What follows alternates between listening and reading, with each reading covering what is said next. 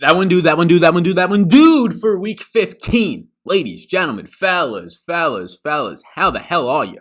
We're going to be getting into the That One Dude video for this week.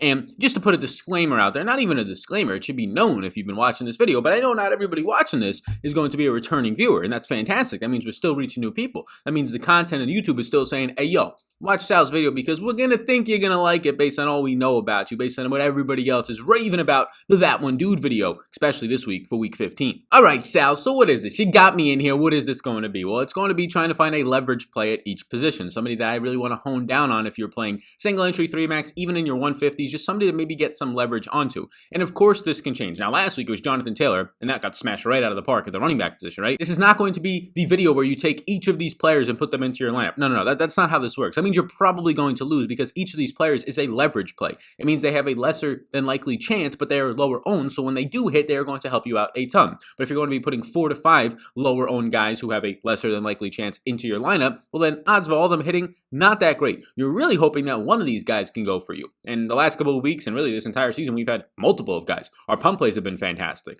Last week was lovely when it comes to Jonathan Taylor, absolutely smashing it, dynamiting out of the park at less than 5% owned. The rest of the fantasy industry's heads are spinning around in circles like, what is going on here with Mr. Jonathan Taylor? And we're sitting there like, have you not been watching? Have you not been seeing what he's doing with evaded tackles? Had 5 evaded tackles, the most he's had 2 weeks ago. And then last week he comes out and leads the NFL with 9 evaded tackles. Yeah, when you start to break tackles like you did in college and you were so goddamn explosive and so goddamn fast, that's what's going to happen. You're going to start to break off long touchdown runs. And I don't want to be shocked if it happens again this week. Although he's not our That One Dude this week because he's actually going to be popular. You're way too late industry. You guys got smacked around. You're probably going to fall flat on your faces this week with Mr. Jonathan Taylor. That's the whole point, to be a week early. While the entire industry is just going to be retrospective, looking back on what happened in the previous week and basing all their analysis on that, we're going to obviously not turn a blind eye to that. We understand that projections are going to use historical data. We understand that ownership is going to be using the recency bias of what happened in last week and the previous couple of weeks, but we're also going to be trying to project the future, trying to project future performance based on what we are seeing, based on the significant stacks, like for running backs,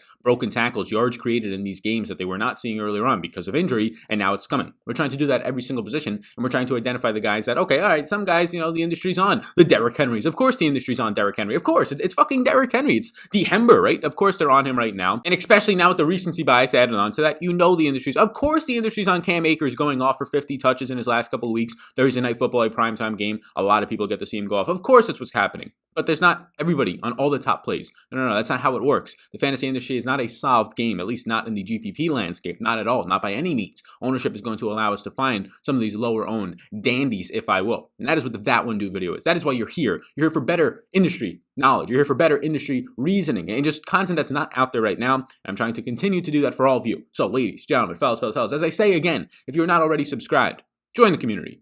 Hit the subscribe button. I appreciate you a ton for doing that as we try and push through with less than 500 away, 35,000 subscribers, which is our goal by the end of the 2020 year. So help a brother out and tap that subscribe button. We'll be going live a couple times, so be sure to hit that. And today's sponsor, before we get into our first position, the quarterback position, of That One Dude position for a quarterback, is going to be SuperDraft. And SuperDraft is a multiplier format. And what is a multiplier format, Sal? What does that mean? Well, multiplier format, for example, this week, Patrick Mahomes has a 1x multiplier. If Patrick Mahomes goes out there and say scores 22 fantasy points, multiply that by 1, he gets 22 fantasy points. But, and this is a big old booty. You got a guy like Tua on the slate with a 1.6x multiplier. If Tua goes out there and basically scores 18 fantasy points, 4 less than Patrick Mahomes on normal slates like Draftkings or season-long leagues, but because of that multiplier of 1.6, he's actually going to be awarded about 28.5 fantasy points, which means he just blows Patrick Mahomes out of the water by about 6.5 points. So you can basically play anybody at this point. The multiplier is going to make it very appealing for certain players. We have projections down below that you can follow along with, but this is a very fun format where people are winning non-stop because the contests don't fill, so you get to play for the same amount of money with less people. So your chances automatically of winning are way better than any other site. And then also professionals are nowhere near as much in there,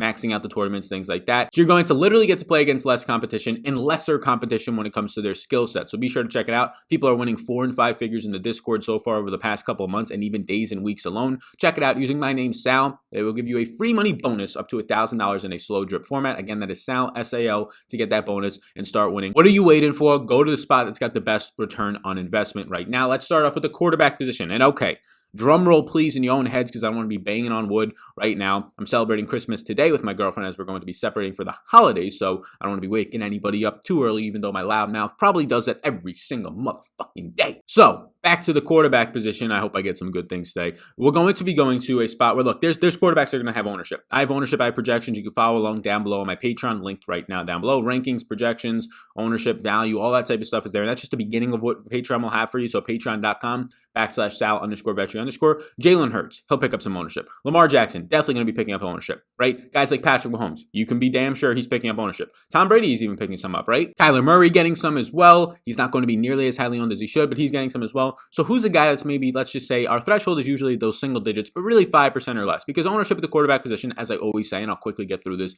little bit, not rant, but a little bit of a description, ownership at the quarterback position, it matters, but it really doesn't compared to other positions, because if you're playing GPPs properly, you'll be stacking, and you'll be game stacking more times than not. So if that's going to be, for example, for Patrick Mahomes, you're playing Patrick Mahomes with a Tyreek Hill, with a Sammy Watkins, you're running it back on the opposite side. If you could afford Alvin Kamara, or maybe Alvin Kamara and an Emmanuel Sanders, or Emmanuel Sanders and Traquan Smith, you're increasing your correlation. Now, you don't have to do it every single time they run back if there's not a good run back on the opposite side. If the opposite team just sucks, has a really bad team total, whatever it might be, like the Jets normally for a lot of run backs. That's why you normally don't get to the Jets on run backs, unless it is Patrick Mahomes going up against them. But that's going to be the situation, right? You have to just not have to worry about ownership as much, because the odds of, even if your quarterback's 8% owned, the odds of somebody stacking it up with those 5 players and then the rest of your lineup coming in are very, very slim, because most people, the far majority of people, like the far majority, 90+% of people are not full on game stacking in GPPs unless you're at the higher stakes. So I honestly don't give a shit about ownership that much. Like, I'm going to be playing Patrick Mahomes. I'm going to be playing a shit ton of Patrick Mahomes. I'll be playing a shit ton of whoever else is likely going to be decently to highly owned this week if I can stack them up and correlate them. But the guy that we're going to be getting to this week is actually somebody that I want to play,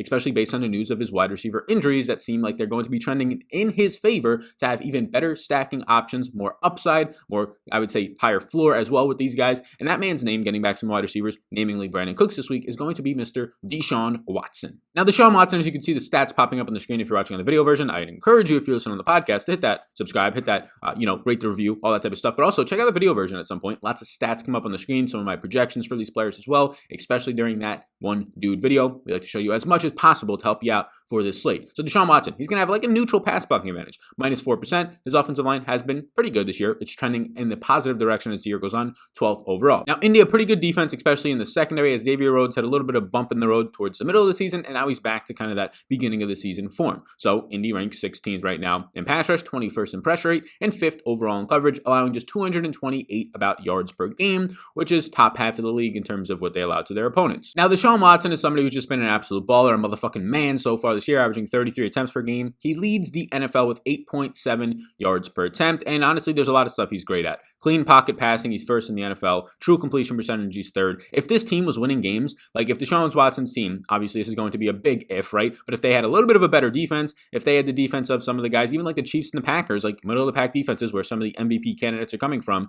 and this team was just winning some games, right? They ended up having like a 9 or 10 win season at this point. Deshaun Watson would be in the MVP candidacy, just based on the numbers that he's putting up. With honestly, Will Fuller was there, but not the greatest of supporting casts, especially right now that he'll have to close out the year with the second half of the year with Brandon Cooks and Kiki Kute as his top 2 options. He gets some rushing upside as well. He's 6th overall in quarterback rushing yards very quietly, and he's 4th in true passer rating. The guy likes to throw deep as well, deep passing yards so far this year. Completion percentage, 7th in the NFL and 2nd in total passing yards. Again, this would be, honestly, in my opinion, if he was winning games, he'd be above Russell Wilson in the MVP talks right now. For me, definitely above Kyler Murray. He'd be right there behind Mahomes and Rodgers. So he just faced this Indy team a couple weeks back. And honestly, yet again, Brandon Cooks gets hurt in that game. And yet again, he looks fantastic. I mean, this is a game where he goes for 23.4 fantasy points. It had the weird ending, if you remember. They fumbled literally on the goal line. They were about to go in and just win that game. He was probably going to have another touchdown because the timer was expiring, so you weren't going to run the ball, you were going to pass it. So that's a game where you can put up 30 fantasy points. But in that game, he didn't have Brandon Cooks for like, I don't know, 25 to 35% of the game, maybe even a little bit more than that. Brandon Cooks left the game for a concussion protocol. In that game, he was playing with Chad Hansen as his number 1 receiver and Kiki Kute, the number 1A, 1B. They both went over 100 yards in that game. His first time playing with Chad Hansen, like ever in a real game. First game not playing with Will Fuller, and he does all of this. He does this against a good cold secondary, puts up 341 passing yards,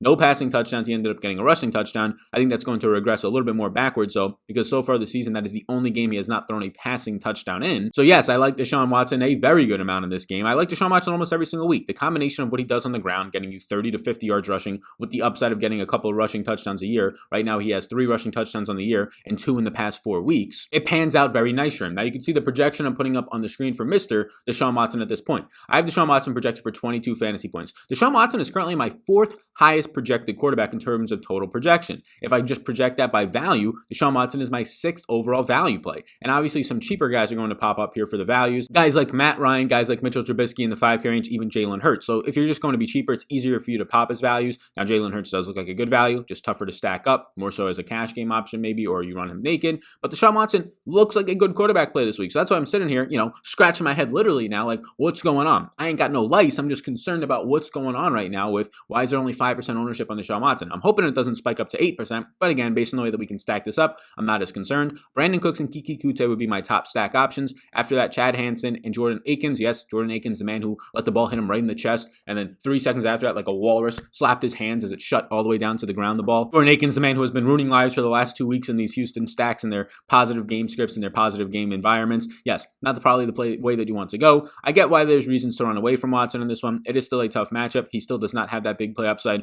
Will Fuller, Brandon Cooks, yes, if he returns, is still coming off of an injury and it's not the most stable player in terms of re-injuries occurring. The team total of just 22.5 is not the most appealing, but playing from behind is where you want to target Deshaun Watson. Earlier this year in the Discord, if you're part of our Discord, get into Patreon, you can join the Discord. Basically, if you're in there, you knew that every single time Deshaun Watson, like the first couple weeks, first month or two of the season, every time that we had him in stacks as a main piece, and that was, I don't know, a quarter of the week so far this year as one of our top 2-1 quarterbacks, we would hope that he would get behind. And just like clockwork, every week they would get behind 14-0 early on, whether it was the Patriots earlier in the year, or whether it was some of their other games. I believe an earlier game this season they had against the Green Bay Packers, they got behind early on, and then he goes out there and he puts up against Tennessee, they get behind 32 fantasy points. He puts up 27 fantasy points against the Packers. It's just the best situation for him. He's one of the historical greats at playing from behind for fantasy football purposes at the quarterback position. So Mr. Deshaun Watson is going to be our that one dude at the quarterback position. Those 22 fantasy points on the screen you can see rated as a B in cash and a B in GPPs for me, and I have him right below 5 projected ownership at 4.83. You can see that for every single player that means anything on this slate down below on Patreon. Let's now get into the running back position. So as we get to the running back position at that one dude, it's important to kind of lay out the landscape of running back this week. Running back is a top-heavy position usually. Like the best players are usually identified at the running back position, whether they're the cheap values or there are some other guys popping up. And this week is no different. Leonard Fournette pops up out of nowhere because Ronald Jones is having a injury, but then they say, yeah, he's going to play. But then he gets on the COVID list, so there's no way he's playing out. So Leonard Fournette pops up, and he looks like a fantastic value, and he's going to gain 20+% ownership. And then they say Drew Brees is in. Oh man, Alvin Kamara's looking a little bit better now. A little bit more trustworthy for those 10 target games, those 30% target shares that he was seeing earlier in the year. And then bam, Michael Thomas gets ruled out. And now it's like Alvin Kamara is underpriced by at least $1,000. Alvin Kamara, you can probably project now for that 30% target share, for 16 plus touches, for 8 to 10 targets. And that's fantastic for a guy who averages fantasy points per touch as one of the highest on the slate. So these guys are going to be highly owned. Everybody knows Derrick Henry, everybody knows Dalvin Cook are still going to be decent options for you. People continue to want to play David Montgomery because he continues to just be one of the best usage running backs in the league since week 3 this year when his teammate Tariq Cohen got hurt. You have Cam Akers who just went off and at a decent price point of $6,600. The man has seen 50 opportunities and touches really the last 2 times he's touched the ball. Last time out almost having 200 total yards on Thursday Night Football. Now being a 17-point favorite. So these are all the guys that people want to own. Jonathan Taylor coming off of some great performances. Ding, ding, ding. We were here a week before. 96% of the industry on Jonathan Taylor. That's why you watch these videos. That's why you subscribe to this channel. That's why you join the Patreon, because the industry is just looking at what everybody else is doing and looking back at what happened last week. That's what they're basing their analysis on. You know what that is called? L-A-Z-Y. That is called lazy. And I get it because, you got to be producing content every day. So it's easier to kind of just look over your shoulder and say, I'm just going to do what everybody else is doing. It's lazy, but what are you going to do? I can see it like a sore thumb, right? I can see it like a sore thumb as a content creator. I feel bad for the people that can't, but hopefully you can be a little bit more aware of that now. So you got all these rookies that people want to play. Jonathan Taylor, can't blame you. Cam Akers, can't blame you. Maybe some Clyde Edwards-Helaire after he popped off a little bit last week. James Robinson, as people don't remember because he's an undrafted rookie, he's still a rookie. People want to play him every single week. Again, I can't blame you on that. But the one rookie that nobody's talking about, even people are talking about J.K. Dobbins, right? After he had a couple touchdowns last week, although he's still in my opinion, a split backfield with Gus Edwards getting a lot of the goal line and red zone work. But I can't totally blame you there. But the rookie that nobody wants to talk about. This is one who just a month ago, before he ended up getting hurt with a concussion, was known to be the best rookie in the NFL. And now, since then, Antonio Gibson took that throne for like a week on Thanksgiving. Then he gets hurt. And now it seems to be Jonathan Taylor and Cam Akers battling for the best rookie running back. But no. People quietly, and I get it. Cam Akers and Jonathan Taylor look fantastic. But people are quietly forgetting about it for a guy who has put up 13 or more fantasy points right now in 6 out of his last 7 games as a rookie. The only game that he did not was week 8 against Indy. Can you guess this running back yet? I mean, I've narrowed it down pretty closely. That man's name is DeAndre Swift. Look, I get it. DeAndre Swift, you feel a little bit down about because he's battling some injuries. He comes back last week, though. He plays 56% of the snaps. That was not his workhorse role like week 10, but that should be encouraging for you because they were limiting him. This man is coming off of a concussion, and then they called it an illness, which might be just post-concussion syndrome. I don't want to speculate too much, but having it, I think that's what it was. And he sees 12 opportunities, 4 opportunities in the red zone, cashes in for a touchdown, and then he ends up scoring 15 points. Had another touchdown as well, but it got called back from the 1-yard line. This is now a man who has ran 20-plus routes in 3 out of his last 4 games in back-to-back games. DeAndre Swift's usage on this team is only going to increase. Again, he played 56% of the snaps. That is going to go up. I can almost guarantee that is going to go up as long as there's no re-injury. And now you're looking at a positive 18% run blocking advantage against this Tennessee team that is not good against the run. 18th in run defense. They're right around middle of the pack, allowing 114 yards per game behind a top 10 run blocking unit for DeAndre Swift and his Detroit offensive line, right? This is a good spot for him. 44 targets on the year for a guy who's been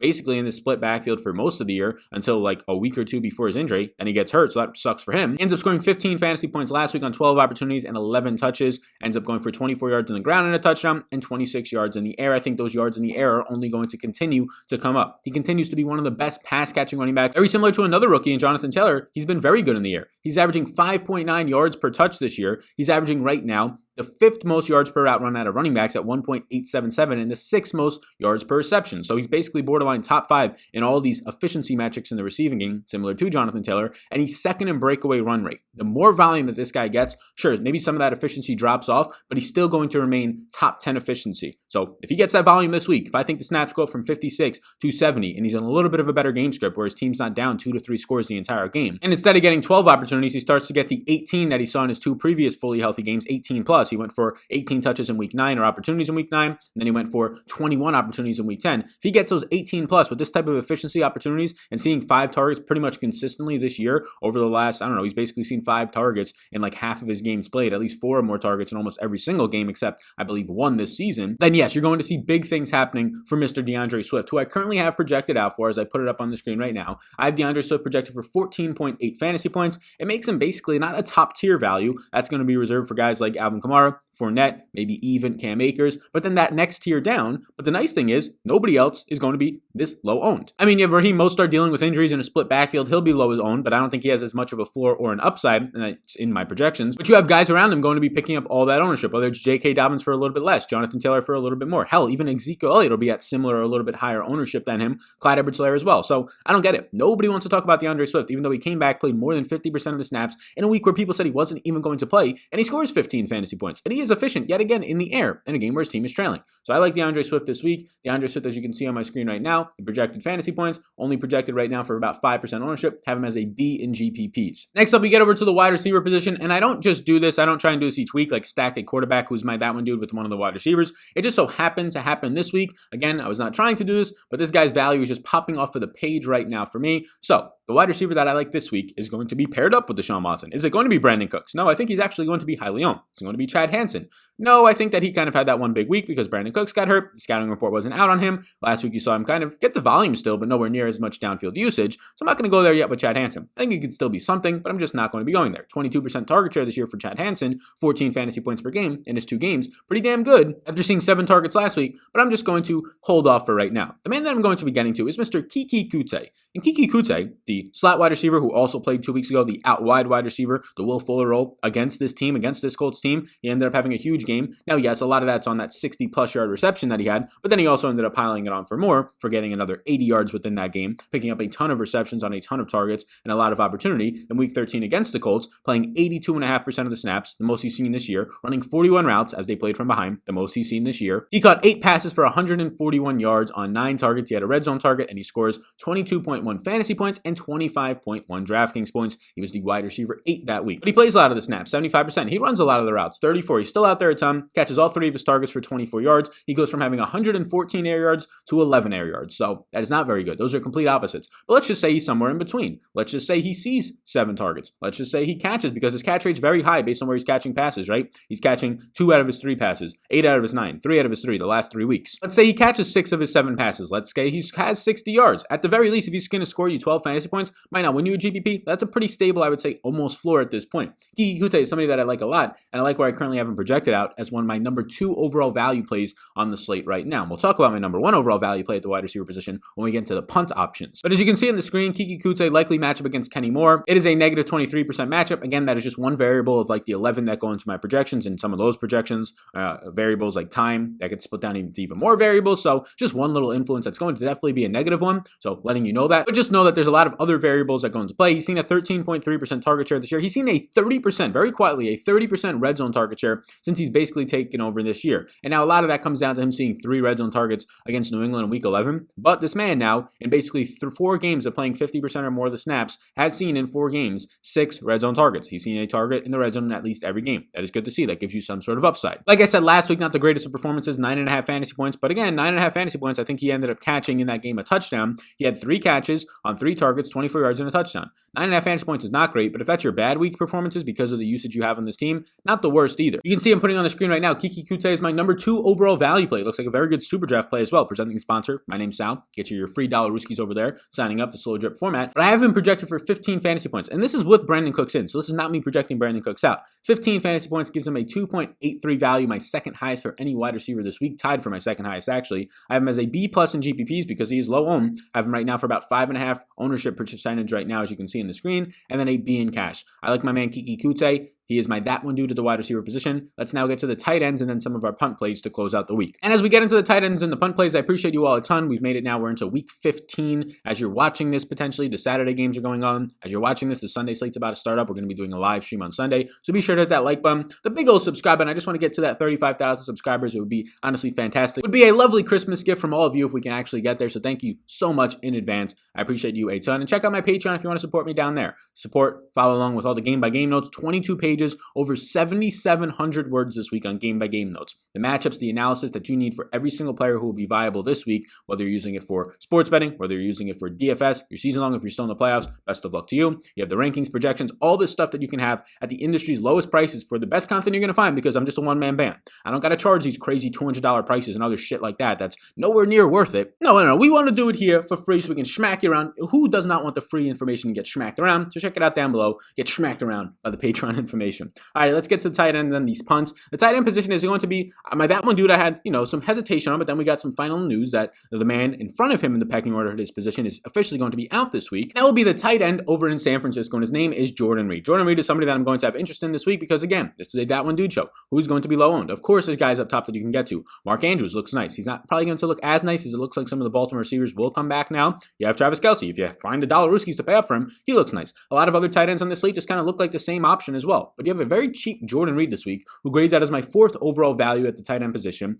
for 8.2 fantasy points. And you can see right now I'm putting the stats and also the projections up on the screen. I have Jordan Reed as a B in cash and a B in GPPs, projecting out for just about 2% ownership. I do think that will rise now that George Kittle has officially been ruled out for this week, but I don't think it's going to get above 5%. He's so damn cheap at just $3,200, and now he has a matchup where it's a pretty damn good one. He's seen a 14% target share this year, seeing 3 total touchdowns on very limited usage, which is good to see. Jordan Reed now has 4 or more targets in 4 straight games. In 6 out of his last 7 games, he's at least getting you 4 targets. For this price point, you really can't ask for much more than that. A 29% target rate is top 30 in the NFL, and he is number 1 on the San Francisco 49ers in the number of targets per route that he runs. Again, an efficiency metric. That means when he's actually out there, they are using this man a ton. He's averaging right now 8 fantasy points per game, and he's seen a 17.5 air yard share, which is top 10 in the NFL for the tight end position. You're getting fantastic usage out of him very quietly. This is what I'm talking about when I'm talking about that one dude. Breaking down into the specific stats, the efficiency metrics. In week 13, he ran the most routes that he has ran this year with 24. He ends up scoring 12.2 fantasy points, gets the touchdown at the end of that game against Buffalo. Again, that was the most routes that he ran that year at 24. He saw 4 targets. In week 14, holy shit, he ran even more routes. He ran 29 routes in week 14. 29. So in week 13, he runs his most routes with 24. Then he runs 5 more than that in week 14. 29 routes, a full-time role for Jordan Reed. But nobody wants to play him this week because it's all about the recency bias in this industry. It's all about what have you done for me lately. He has 5 targets. That's pretty damn good, but he only catches 2 for 13. But he ran 29 routes. The target rate is going to be up there. This is a guy that is getting used more and more as the weeks go on. Now he's in a situation where he's going to have, one, honestly, a fine matchup for where he's going to be lining up on the field. And number 2, even more usage and even more upside, especially with no George Kittle out there. A good red zone role for him, and he's dirt cheap. give me some Jordan Reed at that one dude for the tight end position this week. It is punt time, and I'm going to give you 2 punt options, both at the wide receiver position, just because if one of these guys doesn't pan out the same way, because it's going to depend on some injuries, I want to make sure you have a secondary option. And the first guy that I do want to give you is a rookie this year who has been all over the place. In college, he played as a Wildcat quarterback because they needed him there, but he was also a running back. Then he gets drafted as a running back by the Oakland Raiders, and then they, I think, trade him or get rid of him pretty quickly, and he goes over to Miami, and that man's name is now a wide receiver on Miami. That man's name is going to be Mr. Lynn Bowden. Mike Gesicki is questionable, leaning doubtful. Devontae Parker has been practicing limited, but he is questionable. Jakeem Grant seems like he's going to play, but again, also questionable this week. Parker with the hamstring. You have Gesicki with the shoulder injury that looked like it went dislocated. You have Jakeem Grant as well going to be questionable, I believe with a lower body injury, a hamstring as well. So Lynn Bowden right now comes in last week after playing 77% of the snaps. You can see on the screen right now my breakdown of him basically. Likely matchup against Jonathan Jones is not great, but after playing 77% of the snaps, he sees 9 targets from Tua. 9 targets in a game where Mike Gesicki was in the whole first half. Jakeem Grant was in for most of the first half. You had Devontae Parker in for the first quarter. So this is a guy playing 77% of the snaps and 9 targets and seeing that much usage and basically just a half as the main priority on his team. Now he scores 15.4 fantasy points. He goes out there, sees 84 air yards. He was looking good both in the slot, both downfield, both in the intermediate, both on the sideline. He was making plays everywhere. And now this week, as I prop it up on the screen with this stat, you can see he's my #1 value play. 3.44x value. This is assuming that one of those guys misses, whether it's Mike Gesicki, whether it's Devontae Parker, and ideally 2 of them miss. I have him projected for 12.4 fantasy points. I have him as a B in cash and a B plus in GPPs. Now I do think he'll probably come in with some ownership. And this is why I want to give you another option, because if all these guys are out, if it's just going to be Jakeem Grant and Lynn Bowden or just Devontae Parker and Lynn Bowden, the ownership will probably spike up for a $3,600 player with a 2x multiplier in SuperDraft to maybe like 8%, maybe if all those guys are out, 10+%. So I'll ease some expectations because I do think he'll pick up a little bit more ownership, but he's still a very strong punt play. He's shown last week that he has a very strong connection with Tua, and he's a very good player. So Lynn Bowden is my top value at the wide receiver as of right now. Expect some ownership to go up, but if those guys are in, then yeah, he goes behind the pecking order of Jakeem Grant, Devontae Parker, and or Mike Gesicki. So I do want to give you another option in case those things don't pan out positively for Mr. Lynn Bowden, and why not just give you another option anyways? And I'm going to be giving you an option that is going to be cheaper than Lynn Bowden. That's coming in way less owned. 1% owned I have him at right now at $3,300 from the Washington football team, Mr. Cam Sims, who will have a difficult matchup against Shaq Griffin this week, but overall a pretty decent matchup against his secondary. Oh, but Sal, the secondary is getting better for Seattle. No, they're just facing shit teams. They're facing dog shit teams, and they're honestly going to be facing another dog shit offense this week in the Washington football team, but Cam Sims does have some explosive upside and some big downfield usage. Now, if you look at the season, only an 8% share and 3 targets per game, but that's fine. I mean, you're going to be getting hit or miss games out of him, as you've basically been having so far this year. But the routes run are what I care about. This is what you've seen since week 7. 26, 25, 56, 25, 41, and 34 routes run. This guy's routes run have been absolutely elite. He is by far a full-time usage player on this team. Now, in week 13, we remember against Pittsburgh on the main slate, he was making plays everywhere. He had the big night on 9 targets, catches 5 passes for 92 yards, scores a season-high 14.2 fantasy points. The second time at that point in 4 weeks that he went for 14 or more fantasy points. Then last week, he gets the Richard Sherman treatment. Yes, they put Richard Sherman on him. They sacrifice him to Richard Sherman's side of the left side of the field so that Terry McLaurin can run a little bit more free and wild. That didn't even happen. But against Richard Sherman, of course, this guy gets shut down. He sees 2 targets. He catches 1 for 8 yards, but he does see 34 routes, which is very encouraging. This week, he's going to also have what is likely going to be a better matchup against Seattle. Sure, Shaq Griffin is a decent cornerback, was much better last week, but nobody else out there is that great, and I don't think it's going to be a shadow matchup. Cam Sims is a good wide receiver. He's not great, but he's a good wide receiver for this cheap of a price point. If you're looking for a punt play and you don't want to go to Lynn Bowden, or you think he's going to be too highly owned, or doesn't pan out that he's going to get all that much usage, well, then I'm fine getting to the 6'4 wide receiver on the outside who has been much faster in the NFL than he tested at the combine, undrafted out of Alabama, 212 pounds. This guy is an absolute monster specimen-wise, and he's been slowly coming on over the last month and a half, getting all the usage. Now the production just has to follow you. You've seen 2 of those production weeks in the last 5 weeks. He had a dud last week again, a difficult matchup. I like Cam Sims as a low-owned, 1% owned option. So that's it, gang. That's the Week 15 That One Dude video. Hope you enjoyed it. Be sure before you go, like button. Subscribe. What are you doing if you're not subscribing yet? Make sure to double check that you subscribe. Make sure to check that your mother, your sister, your aunt, your uncle, your brother, your nephew, whatever it is, are also subscribed to this channel. I appreciate you all a ton. We'll be going live on Saturday, depending on when you're watching this, at noon for the Saturday 2-game Millie Maker slate. We'll be going live on Sunday morning at 10 a.m. East Coast time as well for the main slate. So be sure to hit the notification bell so you can be aware of when I go live. Come ask your questions. Totally free to do so. And also sign up for Patreon if you want to get even more information, even more in-depth information, and all the type of stuff, the tools, the analysis that you need to smack your opponents around and beat them when they don't have that information. They're getting blindsided. You can see around corners when they can't. Thank you so much for tuning in, gang. I'll see you on some of the live streams this week. Best of luck. This is That One Dude video for week 15. I'll see you in the next one.